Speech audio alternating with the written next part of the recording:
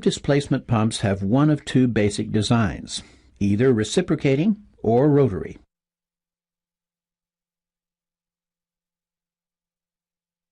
It's time for a quick quiz. As we've seen, positive displacement pumps have two basic designs, rotary and reciprocating. Which of these two pumps is a rotary pump? Click on the correct illustration. If you're not sure, go to the previous screen to refresh your memory. Correct. The pump to the right is a rotary pump. Positive displacement pumps differ from centrifugal pumps in that they use mechanical energy to transfer fluid. If the displacement is on the forward stroke only, then the pump is single-acting. This pump is double-acting because it displaces liquid both on the forward and return stroke. It's time for a quick quiz. Is this pump a single-acting or a double-acting pump? If you're not sure, go to the previous screen to refresh your memory. Correct. The pump is a double-acting pump, since it displaces liquid on both the forward stroke and the return stroke. Here's an illustration of a reciprocating pump system. Positive displacement pumps are capable of delivering very high pressures. These pressures can be much in excess of the design pressure, and so a relief valve must protect the pump.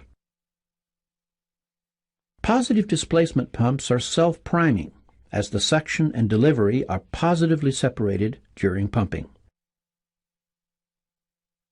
However, in order to reduce wear and ensure quick starting, an external priming connection from above the pump should be available. Reciprocating pumps can produce pressure fluctuations in the discharge pipelines. A damper, either gas or air-filled, can help to even out the pressure fluctuations. The damper stores some of the energy as the pressure rises, and releases this energy as the pressure falls. It's time for a quick quiz. Drag the relief valve to its corresponding pipe. If you're not sure, go to the previous screen to refresh your memory. Correct. Most positive displacement pumps in use are of the rotary type. Rotary pumps operate in a circular motion and displace a constant amount of liquid with each revolution of the pump shaft. This is accomplished by the pumping elements moving in such a way as to expand volumes to allow liquid to enter the pump. These volumes are contained by the pump until the geometry causes the elements to move to reduce the volume and force the liquid out. The clearances of the elements within the pump separate the suction from the discharge and are critical for efficient operation. Rotary piston-type positive displacement pumps are found in hydraulic systems. There are two types, radial piston and axial piston. You can see that the pistons rotate eccentrically to the rotor axis.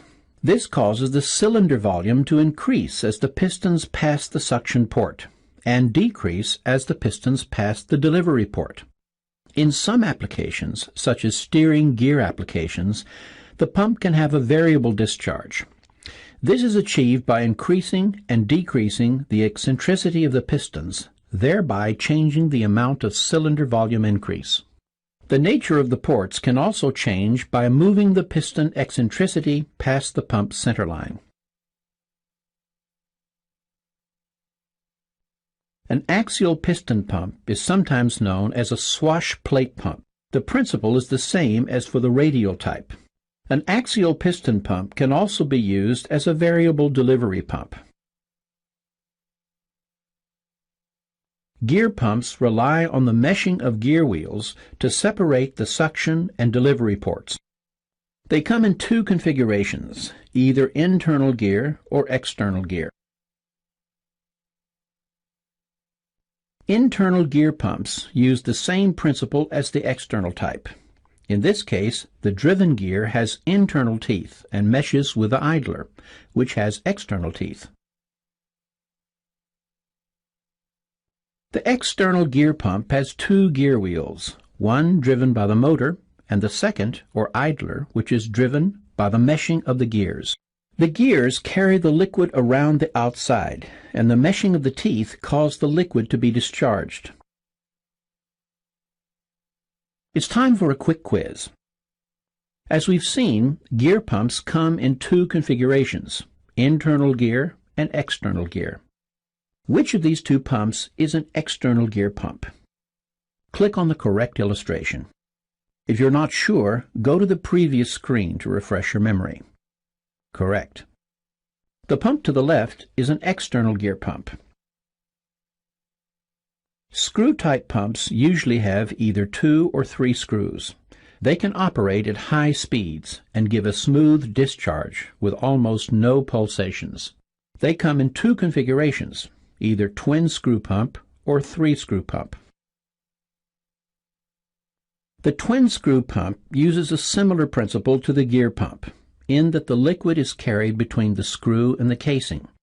The meshing of the screws causes the liquid to be discharged. Due to the imbalance of forces, this type of pump often has the suction arranged at the center of the screws and the delivery at either end, and is often driven through timing gears, which keep the screws from contacting each other. The 3-screw pump is usually arranged so that the central screw drives the two outer screws. A special type of screw pump is the single screw, or progressive cavity pump. This pump has a single screw rotating in stator. The stator is made of an elastomer material. The stator has an internal helix of different pitch to the rotor. The geometry means that the rotor moves vertically whilst turning, so the meshing of the rotor and stator causes the cavity to progress to the discharge. The screw is an interference fit in the stator, so this pump must always have liquid present to prevent overheating and failure. It's time for a quick quiz.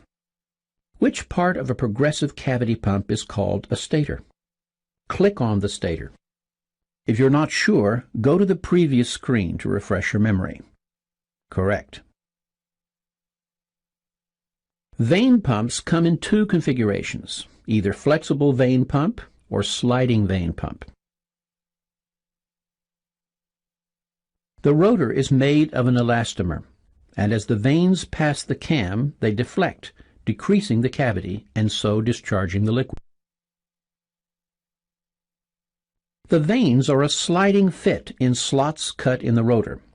The rotor turns eccentric to the casing, causing the cavities to decrease in volume. Vanes can be forced out by centrifugal force, use springs, or utilize the pressure of the discharge liquid. It's time for a quick quiz. Where are the vanes located? Click on the vanes. If you're not sure, go to the previous screen to refresh your memory. Correct.